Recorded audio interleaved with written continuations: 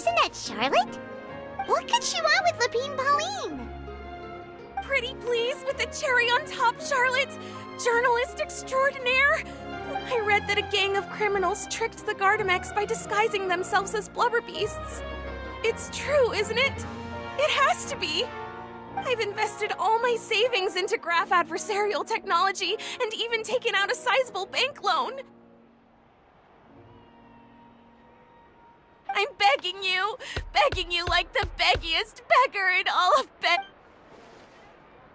Okay. I need you to calm down a little, Miss Lapine. I admire your passion for your research, and I don't mean to dash your hopes for those, big-ticket orders. But I'm afraid I'm not joking.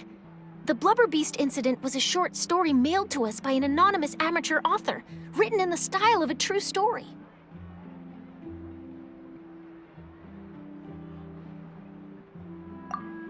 Oh, Paimon sees what happened here. Sounds like the report Lapine Pauline read in the Steambird wasn't in the news section. Funnily enough, I actually remember being in a meeting where the editing team was debating the potential risk of misleading the public with this story. They even went to Maison Gardiennage for advice.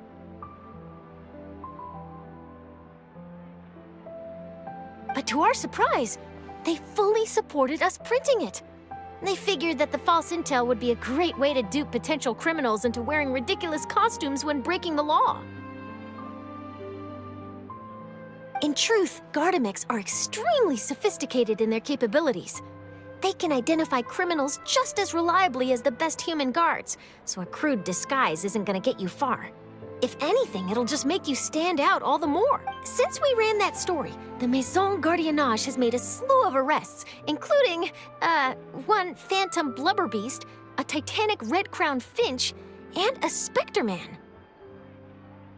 So I knew this story had helped out law enforcement, but this is the first time I'm learning of an innocent citizen being deceived by it, and investing so much mora for nothing. Uh-oh. So Lapine Pauline's whole research project is based on which means we're not gonna get a big bonus after all. But more importantly, she's gonna lose everything she's invested.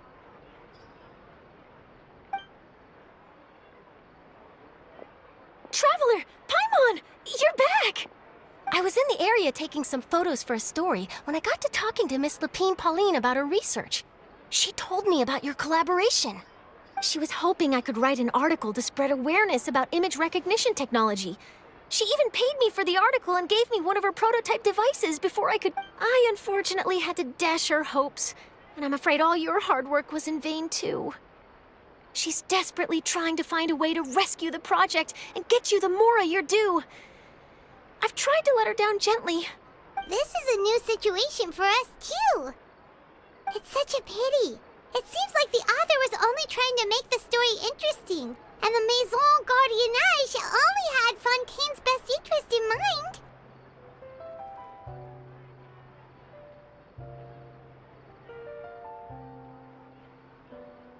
Wait, Miss Lapine Pauline, what are you doing?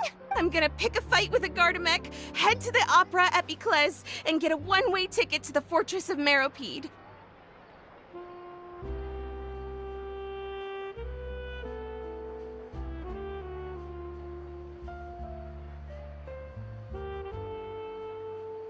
That way, I won't have to repay my debts. It's the only way I can afford to keep on living. Whoa, there's no need to go that far. I mean, come on, look at you. You wouldn't even dent the Gardamec's armor. In all likelihood, they'd only hold you up at the Maison Gardiennage for a few days before letting you out, and then you'd still have to repay your debts. Actually, instead of going into the technicalities of that, how much did you actually invest? 270,000 mora. Okay, well, escaping to the Fortress of Meropide over a sum like that seems like a lot. Not anymore. I used to be an equipment supplier to the Fontaine Research Institute before that blew to pieces, and now I'm just a small-time engineer. I scraped together some savings over the past few years, but I put every last It's not just my savings that are gone. It's my whole future as a graph adversarial technology specialist and my dreams of becoming a billionaire one day.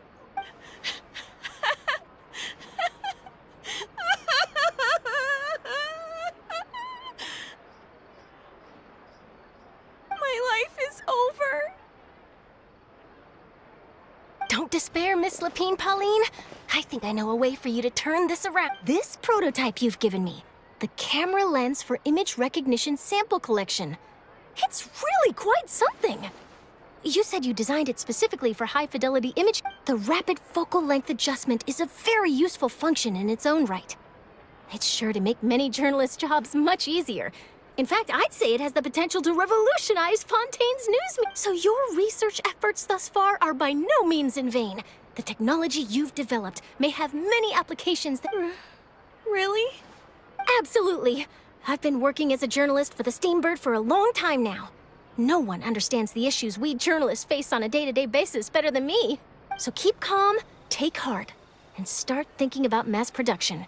In the meantime, I'll show your invention to all my colleagues to drum up interest in your product. I can't believe it! If this is true, then I can look into setting up a whole camera lens development pipeline. My big-ticket orders and billionaire aspirations are still in the cards. Oh, maybe I should consider taking out another loan. That way, I can rapidly improve the lens production process, be the first to market, and prepare to battle for dominance in the camera industry. Come on, stop daydreaming about your pipelines for a minute. Just take it one step at a time and see how it goes. There's no sense in putting all your eggs in one basket before things are even off the ground.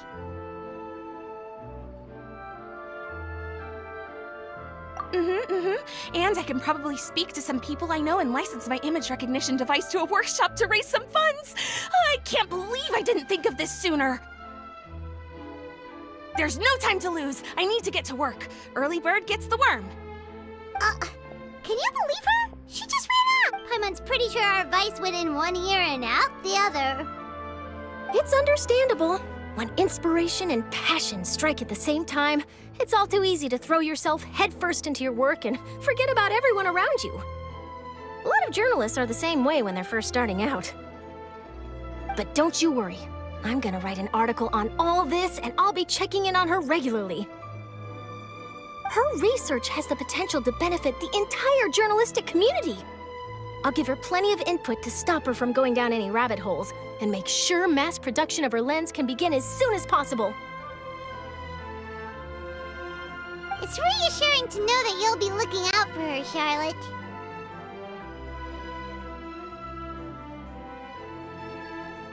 Actually, you know what? Why don't you two take this prototype lens? I'm sure you'll have... It takes the right person to get the most out of a new technology. In your hands, it's sure to capture some amazing sights. Thanks a lot, Charlotte. No bonus, no biggie. This makes everything worth it. You're welcome. I got something out of this too. The beginnings of the boundaries between real news reports and news-like fiction must not be blurred, even when there's a compelling justification for doing so.